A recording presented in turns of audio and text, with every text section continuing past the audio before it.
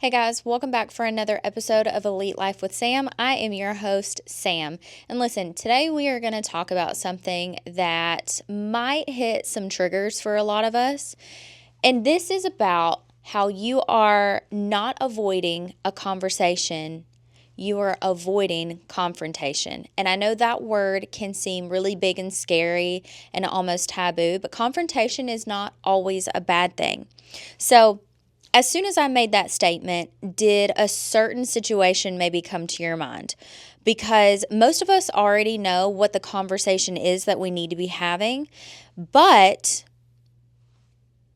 we're waiting on some sort of clarity or for someone to give you permission to rock the boat, so to speak. And I'm here to tell you, permission is granted, sister. Or maybe you're waiting because you're afraid of what changes that this conversation might cause or feelings that it may stir up in you or the other person. Because once it's said, it's out there. And so, what I want to talk about today a little more in depth is that this is not necessarily about confrontation, but more about clarity and why avoiding hard conversations eventually costs us more than pulling the Band-Aid off and just having them. Because silence isn't actually peace, it is just a pause on discomfort.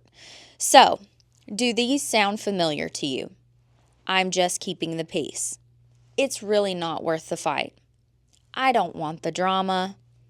I'm choosing my battles, right? All of those sound like savior and mentality, like we're being the bigger person. But the reality is that they just leave us anxious and resentful. And I know for me, I have a tendency to rehearse conversations that I would like to have in my head instead of actually having them out loud. And I will carry tension in my body that causes me to lose sleep or feel tense and restless. It just causes a whole slew of problems. And peace that requires your silence isn't actually peace.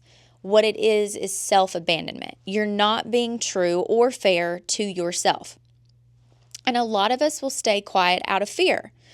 Fear of rocking the boat. Fear of being misunderstood potentially. Fear of being labeled, too much. That one is a good one. Fear of maybe losing the relationship altogether. And the thing about that is that there's this unspoken bargain that if I don't say this, then things can go on and stay the same. But the reality check of this is that relationships are always changing anyways. And the change is happening inside of you. You're growing more resentful towards the other person. Maybe you're growing more passive aggressive, or you're becoming more withdrawn. And the reality is that we're not keeping any of our relationships stable by doing this. Familiar and stable are two very different things. Familiar is what you expect to happen over and over, and you know how to navigate that chaos because you've been there time and time again. But that is not the same thing as a stable, healthy relationship.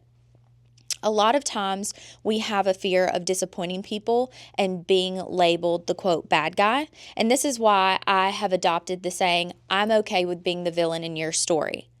That doesn't mean I'm the villain in my story. That just means that I can't control you and your thought process and your feelings. So I'm okay with, at the end of the day, having peace for myself and being the villain in your story if that's what you choose. Women are socialized from a very young age to be agreeable, right? So that we're not rocking the boat. And how disappointing other people feels like dangerous territory. But being liked is not the same as being safe, right? Again, we don't control anyone else's feelings or relationship to confrontation.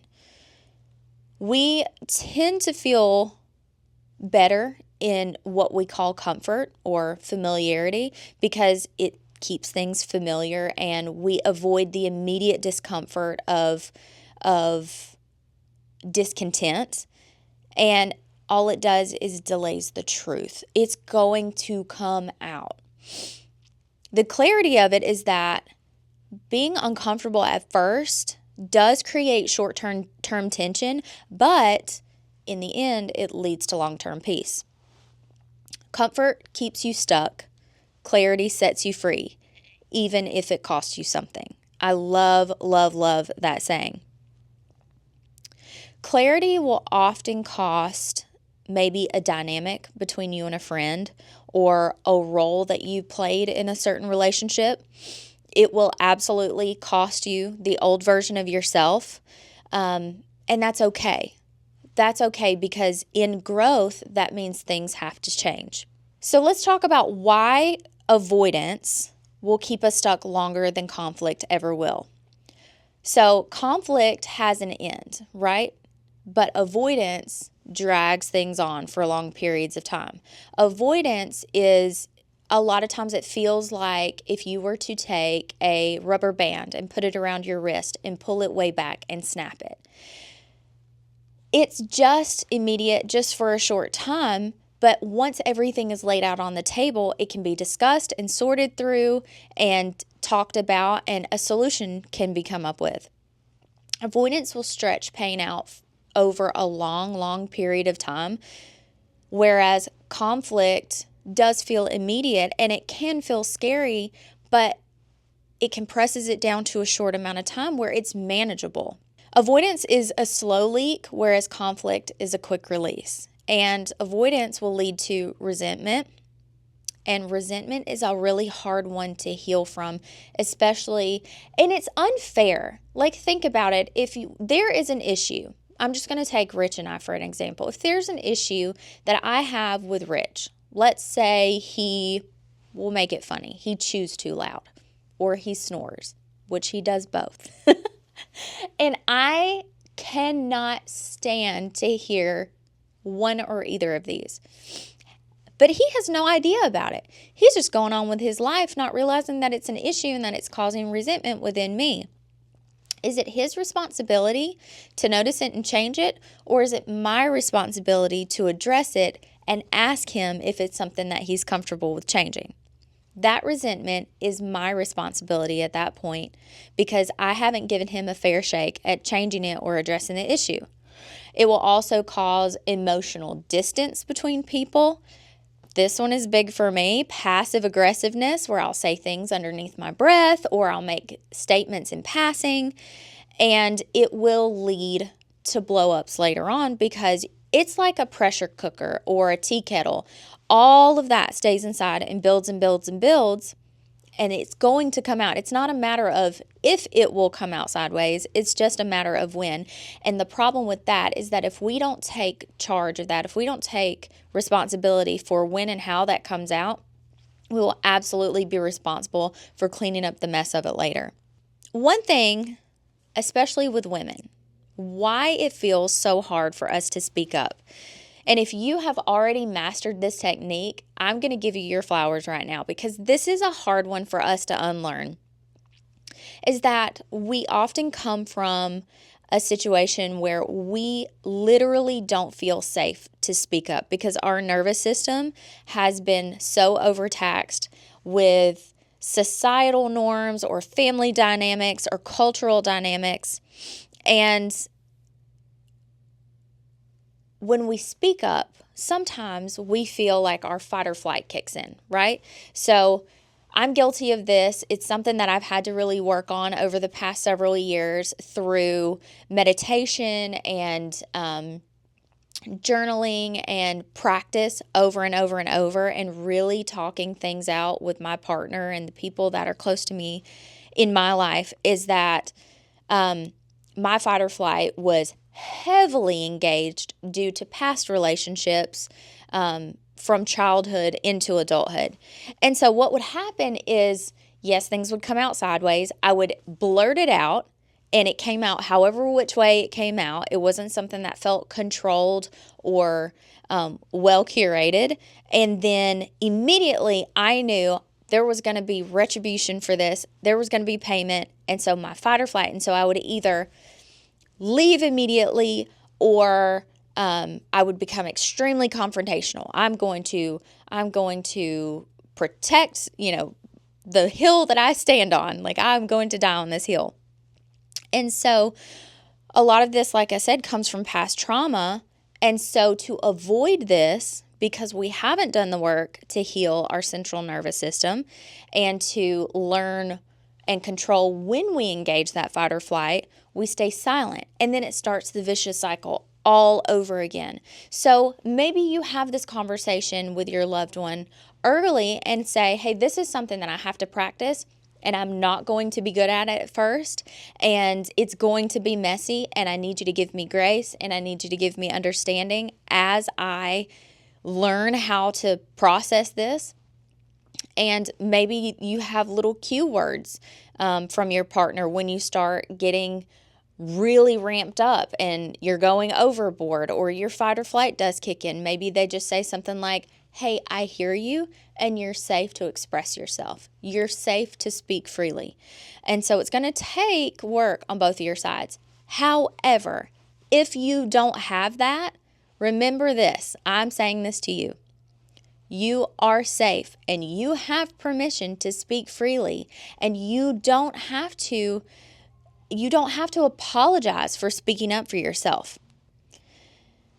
A lot of times what we're afraid is going to happen, because maybe it has happened in the past, is that somebody will leave or somebody will be mad, and that you have to deal with the fallout from that. The dynamic in the relationship changes and things won't be the same anymore. Or that you're going to be put into a situation where you have to make a decision that you really don't want to make. And sometimes the fear isn't the actual conversation, it's the boundary that follows. But this is also a really big moment, a really big opportunity for you to grow and expand, and know that even through conflict and confrontation, there can still be growth. How to tell when it's time for you to have these conversations. One is that you're thinking about it daily. You have that conversation that plays over and over and over in your head. Your body may tense around them. You feel like you are constantly editing yourself. You're constantly watching what you say, how you act, how you react. You feel that resentment creeping in, and you feel like you're losing respect for them and for yourself. If you feel like you're constantly managing yourself, your tone, your reactions, your thoughts, all because of their feeling and their reaction, it has been long past time to have this conversation. So what happens when you finally say it? Sometimes the relationship improves and you become closer than ever. Sometimes, in a perfect world, you feel understood and they change, or things change between the two of you. Sometimes things change and people pull away, but it's okay. It is okay for relationships to end. Always, always, no matter what the outcome is, you gain self-trust and you feel lighter and you have more confidence in speaking up for yourself, and you will stop living in the cycle of limbo. Even if the outcome isn't what you hoped for in a perfect world, it is always better than staying stuck. So, you already know what needs to be said. You may just be living in fear of what happens after you say it. But clarity is always going to cost you less than staying silent ever will. Guys, I hope that this episode helps you.